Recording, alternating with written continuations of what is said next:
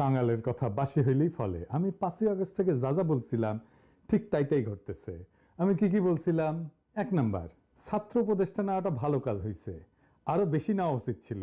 ছাত্রদের মিনিস্ট্রিগুলো ভালো ফাংশন করতেছে। সত্য কিনা বলেন? শুনেন আমি কি বলছিলাম। অনেকের রিজার্ভেশন আছে ছাত্রদের উপদেষ্টা পরিষদে নেওয়ার ক্ষেত্রে। আমি মনে করি যে এইটা একটা পজিটিভ কাজ হয়েছে এবং এটা একটা ইন্টারেস্টিং এক্সারসাইজ হয়েছে। এটার জন্য আমি অভিনন্দন জানাই। এই এক্সপেরিমেন্ট যদি সফল হয় তাহলে বাংলাদেশের রাজনীতির চেহারা কিন্তু পাল্টে যাবে। এই এক্সারসাইজটা খুব ভালো হয়েছে। এক্সপেরিমেন্টটা সফল হলে তরুণদের ব্যাপকভাবে রাজনীতিতে আকৃষ্ট করা যাবে এবং আমি মনে করি এই এক্সপেরিমেন্ট সফল হবে। 2 নাম্বার, বেশিরভাগ উপদেষ্টা অপদার্থ, এরা কোনো রেজাল্ট ডেলিভার করতে পারবে না। কথা সত্য কিনা বলেন? অপদার্থ এবং অথর্ব, জরাজীর্ণ, জীর্ণ শীর্ণ, বুইরা খাটাস। কেউ তাদের চাকরি দিত কিনা বলেন? কোন প্রতিষ্ঠানে তারা চাকরি পেত? বুড়াগুলার হাইপার টেনশন, ডায়াবেটিস, কেউ দেখেন অ্যাডাল্ট ডায়াপার পরে পেশাব ধরে রাখতে পারে না, প্রোস্টেটের প্রবলেম। মহিলাদের কথা আর কইলাম না।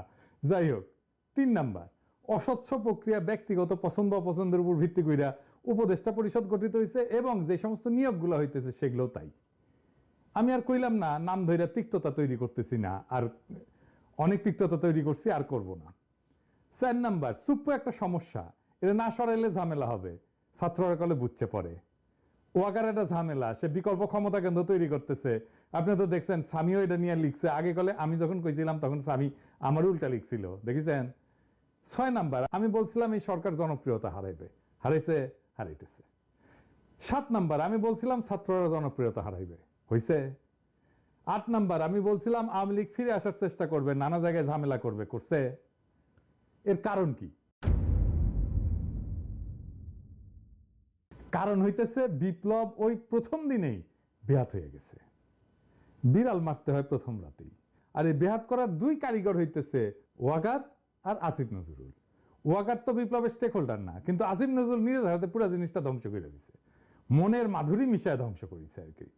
আমি আজ বলতেছি, মিলাই নেন, আজ থেকে 20 বছর পরে আসিফ নজরুল এই বিপ্লবের ভিলেন হিসাবে পরিচিতি পাবে।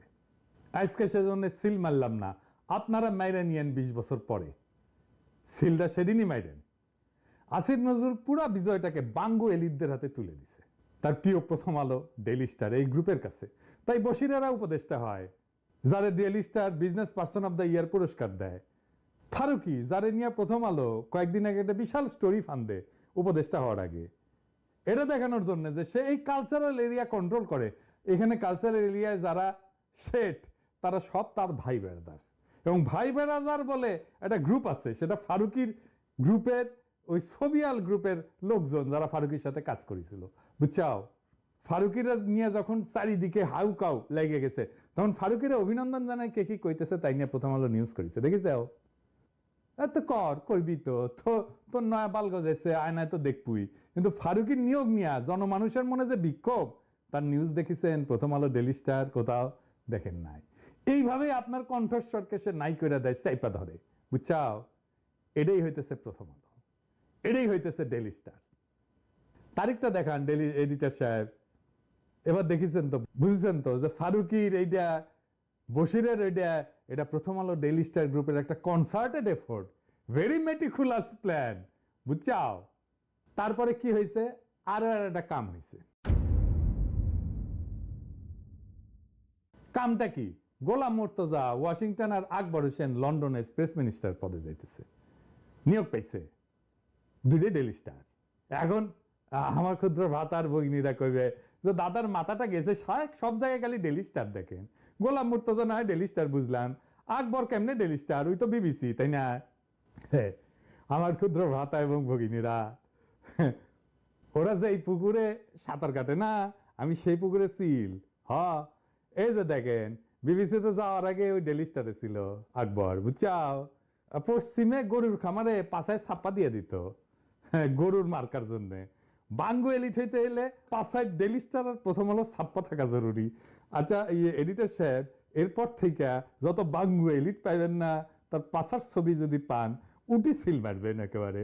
ডেইলি স্টার প্রথম আলো, জাউরা সিল বাদ, এখন ডেইলি স্টার প্রথম আলো সিল মেরে দেবো পাছায়।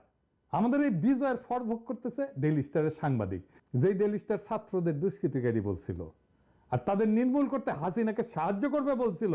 এই যে দেখেন, মাহফুজা নাম নিজে লিখেছিল। সেই ডেইলি স্টারের সাংবাদিক ছাড়া আমাদের পররাষ্ট্র মন্ত্রণালয় সাংবাদিক খুঁজে পায় না। তবে অবশ্য সুপারিশ করেছিল নাহিদ, হাঙ্গেরির প্রিয় নাহিদ ছাত্রনেতা।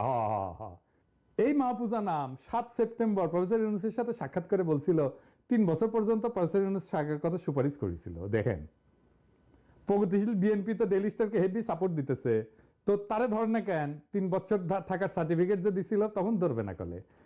তখন ওদের সমস্ত পৌরুষ পতায়া যাবে। প্রগতিশীল বিএনপি প্রগতিশীল তো ওদের সবসময় কলিকাতা হারবাল লাগে আর কি, বুঝছাও। এবার আসেন আসিফ নজরুল প্রসঙ্গে আর একটা বিষয় আসি। এটা মাঝে এটা আগেই ধরবো ভাবিছিলাম, কিন্তু ওই যে জেনেভার যে ঝাড়ি খেয়েছে না, ওইটার জন্য একটু কয়েকদিন রিলিজ দিছিলাম। তবে আসিফ নজরুল কয়ে রাখি, ওইটার প্রতিশোধ করলে আমিই নিমু। ওইটা ওই যে আপনারা যেটা করেছিল না, ওটার প্রতিশোধ আমি নিমু, আমি। হ্যাঁ, প্ল্যানিং হচ্ছে। যাই হোক, ওইটা পরে আসিছি। তো যাই হোক, সে কইছে কি আমাদের নাকি ধৈর্য কম। শুনেন, কইছে ধৈর্য কম। একটা হলো আমাদের একটু ধৈর্যের অভাব আছে।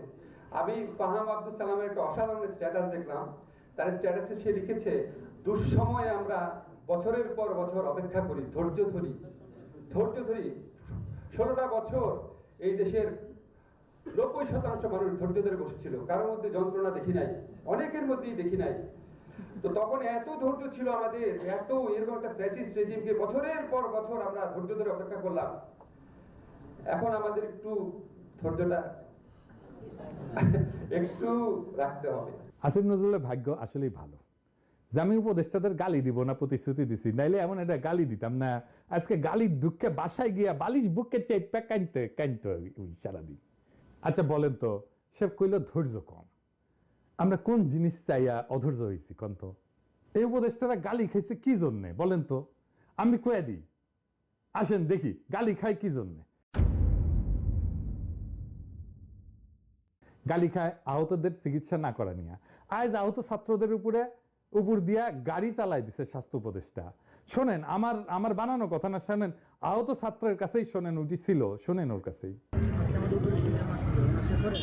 উনি রুগী দেখতে আসছিল, ওনার কথা ছিল মানে এখানে যারা বৈষম্যদের ছাত্র আন্দোলনের রুগী ছিল তাদেরকে প্রত্যেকে মানে দেখবেন, দেখে মানে তাদের চিকিৎসা যদি আরেকটু উন্নত মানে ভালো হয় তাহলে তাকে বাইরে পাঠানোর কথা বলা হবে।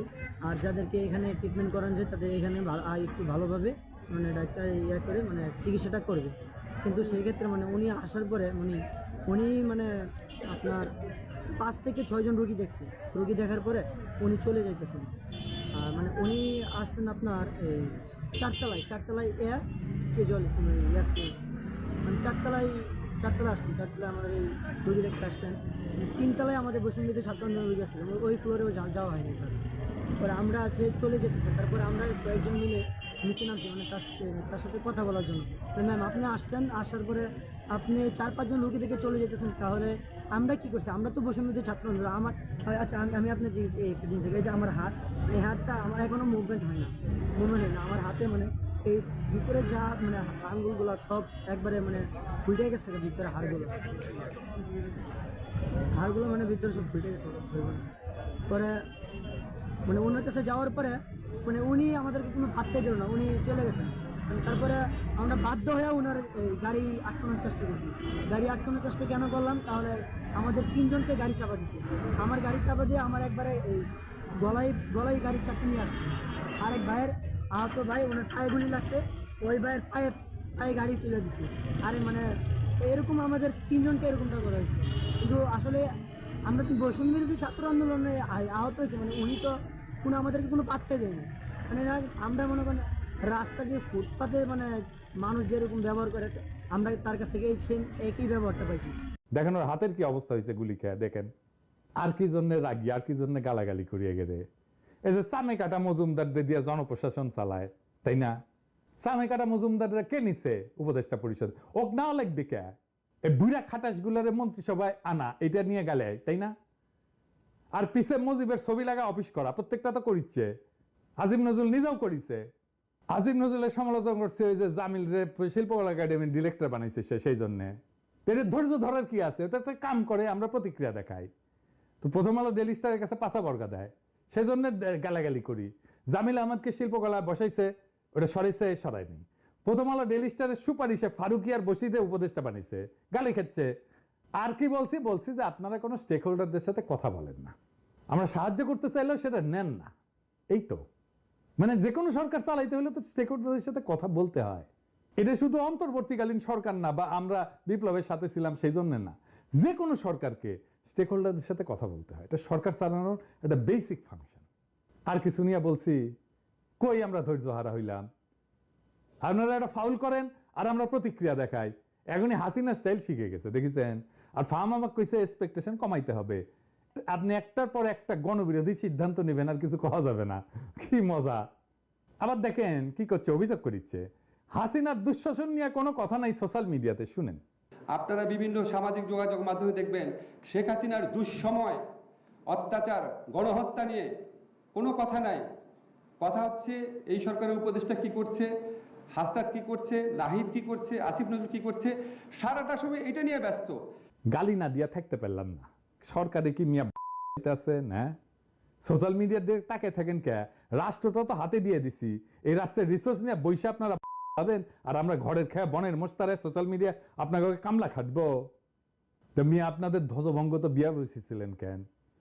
আমাদের দিকে তাকে থাকতে হয় কেন? আমরা তো 2 পয়সার ইউটিউবার আর ফেসবুকার। সোশ্যাল মিডিয়া লাগে কেন এখন?